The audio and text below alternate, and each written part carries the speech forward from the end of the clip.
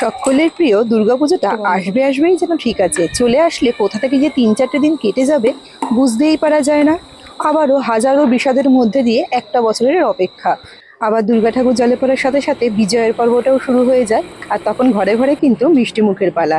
আর আমার বাড়িতে যখনই একটু বেশি পরিমাণে দুধ জমে যায় আমি কিন্তু এই রসমালাইটাকে তৈরি করে নিই। বিশ্বাস করুন, একবার তৈরি করলে একটা সন্ধ্যাও কাটে না, তার মধ্যেই কিন্তু শেষ হয়ে যায়। এত সুস্বাদু হয় খেতে, আর বানানোও কিন্তু ভীষণ সহজ।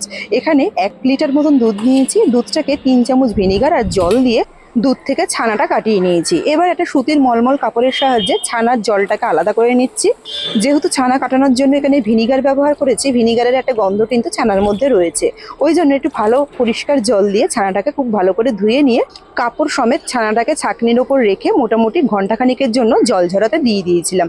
এতে জলটা খুব ভালো করে ঝরে যাবে। ঘন্টাখানিকের মধ্যে কিন্তু ছানার থেকে সম্পূর্ণ জলটাই বেরিয়ে যাবে, তবে খুব বেশি কিন্তু চাপাচাপি করার একদমই দরকার নেই। খুব শুকনো হয়ে গেলে কিন্তু মিষ্টিগুলো খেতে শক্ত লাগে। এরপর একটা থালার মধ্যে নিয়ে পুরো ছানাটাকে হাতের সাহায্যে খুব ভালো করে মেখে নিতে হবে। প্রথমে একটুখানি হাতের সাহায্যে মেখে নেবো, তারপর হাতের তালুর সাহায্যে খুব মসৃণ করে ছানাটাকে মেখে নিতে হবে। মোটামুটি মাখতে এটা কিন্তু 8 থেকে 10 মিনিট মতন টাইম লাগবে। মেখে নেওয়ার পর একটা সফট মণ্ড তৈরি হয়ে যাবে। এবার এখান থেকে ইচ্ছা মতন শেপ দিয়ে মিষ্টিগুলোকে তৈরি করে নিতে হবে। এখানে আমি খানিকটা চ্যাপ্টা শেপ দিয়েছি, তবে চাইলে কিন্তু গোলও করা যায়। আর মিষ্টিগুলো তৈরির ক্ষেত্রে একটা জিনিস একটু লক্ষ্য রাখতে হবে, যেন খুব বেশি ফাটল না থাকে। মিষ্টিগুলো তৈরি করার সময় যদি ফাটল চলে আসে তাহলে কিন্তু ওটাকে আবার একটু হাত দিয়ে মেখে ঠিক করে নিতে হবে। মিষ্টিগুলো ওখানে তৈরি হয়ে গেছে। এখানে একটা পাতলা শিরা তৈরি করে নেব। 1 কাপ চিনি নিয়েছি আর 3 কাপ জল দিয়েছি। একটা এলাচ ফাটিয়ে দিয়ে দিলাম। একটু ফুটে আসলেই কিন্তু চিনির যে পাতলা শিরাটা এটা রেডি হয়ে যাবে। ফুটে আসার পর এর মধ্যে মিষ্টিগুলোকে দিয়ে দিচ্ছি। আর মিষ্টিগুলো কিন্তু প্রথম অবস্থাতেই খুব বেশি বড় তৈরি করার দরকার নেই, কারণ এটা কিন্তু পরে আরও বেশি ফুলবে। ঢাকা দিয়ে রান্না করে নেবো মোটামুটি 10 থেকে 12 মিনিটের জন্য। ওদিকে মিষ্টিগুলো রেডি হতে থাক, অন্যদিকে রসমালাই যে মালাইটা সেটা আমি এবার রেডি করে নেব। একটা প্যানের মধ্যে 2 কাপ মতন জাল করে নেওয়া ঠান্ডা দুধ নিয়েছি। দুধটা ফুটে আসার পর এর মধ্যে দিয়ে দিচ্ছি একটা ভাঙা এলাচ আর সেই সাথে 20 গ্রাম মতন গুঁড়ো দুধ।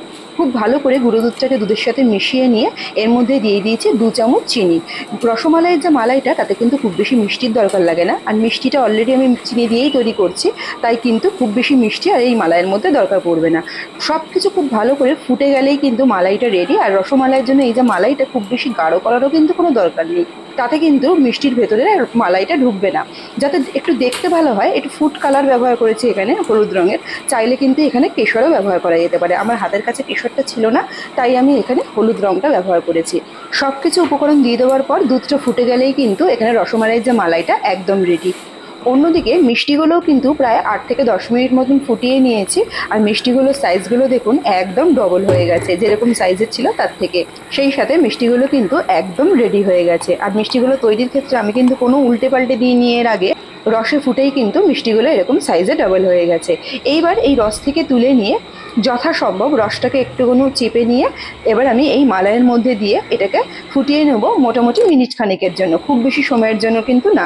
সমস্ত মিষ্টিগুলো দেওয়া হয়ে গেছে আর ফুটিয়ে নিয়েছি প্রায় মিনিট খানেক। আর রসমালাই কিন্তু একদম রেডি। যেহেতু রসমালাই ঠান্ডা করে খেতে বেশি ভালো লাগে, তাই ঠান্ডা করার পর পরিবেশন করতে পারলে সব থেকে ভালো হয়।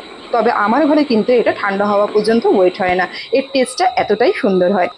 আজকের রেসিপি আর ভিডিও যদি ভালো লেগে থাকে একটা লাইক অবশ্যই করবেন, সেই সাথে কমেন্ট করে জানাতে কিন্তু ভুলবেন না রেসিপিটা কেমন লাগলো। দেখা হচ্ছে নেক্সট রেসিপিতে। ধন্যবাদ।